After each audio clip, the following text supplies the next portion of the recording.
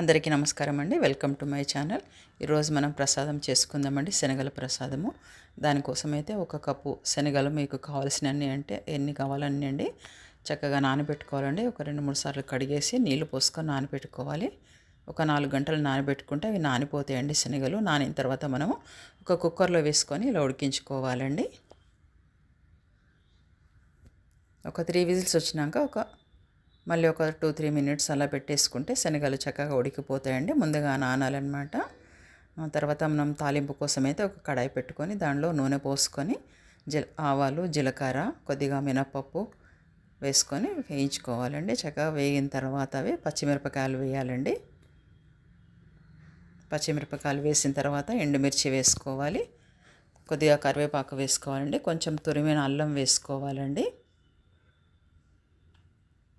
ఇలా అల్లం వేసుకుంటే రుచిగా ఉంటాయి శనగల ప్రసాదం. ఈ తాలింపులో కొంచెం సరిపడా ఉప్పు వేసుకోవాలండి. కొంచెం పసుపు వేసుకోవాలి. తర్వాత మనం ఉడికించుకున్న శనగలు ఉంటాయి కదండి, అవి వేసుకొని బాగా కలుపుకోవాలండి తాలింపులో. ఇలా చక్కగా కలుపుకొని కొద్దిగా శనగలు వేగిన తర్వాత మనం స్టవ్ అయితే ఆఫ్ చేసుకోవాలండి.